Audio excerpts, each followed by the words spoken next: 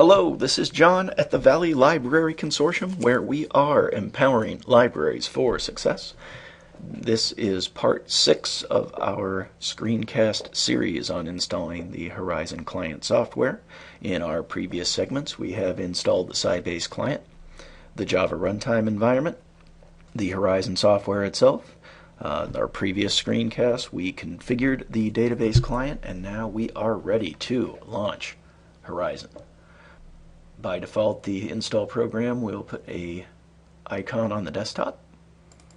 So we will double click that and click on the server button.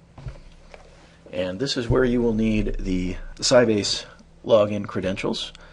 These are normally distributed to the directors or other administrators at the library. These are just needed here at the initial setup, so very few people actually need to know these. And this is typically based on the 3-letter code for your library. A notable exception is for those sites that are using the Alpha G hold slip printing software. This sometimes needs to be altered, so you may need to contact the Valley Library Consortium to confirm the specific login for a specific station if you are using the hold slip printing software. In this case, I'm going to log in with test user.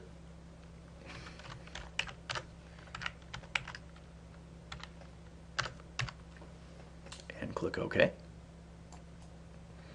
And if that is successful, it will bring up the server Horizon.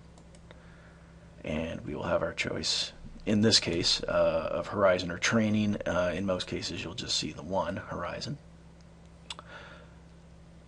And at this point, then, you'll need a Horizon user ID. These are the ones that staff members will type in each time they launch Horizon. So if you have one of those yourself, go ahead and type that in or call over a staff member that has one.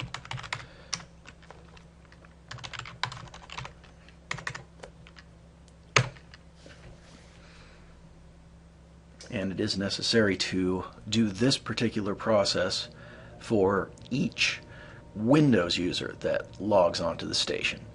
In some cases, for circulation stations, that will just automatically log into Windows. For those that are in larger institutions, perhaps using Active Directory, or where each staff member has their own ID that they use to log into Windows when they first start the machine, you may need to repeat this process for each of those. If you have any questions on that part, feel free to contact the Valley Library Consortium and we can help you analyze your particular situation. But as you can see, the Horizon client software is started up. That will complete the process of saving that initial server database password.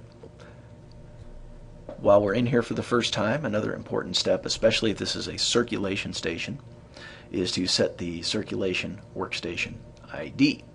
If you do not do this, you are going to be asked for it the first time that you try to take a payment. So we'll just take care of this now. So go to circulation and open a checkout window. From the file menu, select change workstation ID. Not all staff accounts will have privilege to this. This is a higher level privileged account, so if you get a message to that effect when you try to do this, you may need to log off and log in as one of the administrative level privileged users. Now, most of our sites are not actually keeping track of the workstation IDs separately, so you can just populate these with the number 1. If you're not sure about whether or not your organization is using workstation IDs, you can contact the Valley Library Consortium. We can help you with that. And click OK. And that part is done. And that completes launching the Horizon client for the first time. Our next screencast is optional, and we will be installing the Horizon Help Center documentation. So if you want to have that documentation available to you at this station, you can do that. Otherwise, you're basically done installing the Horizon client. Thanks for watching.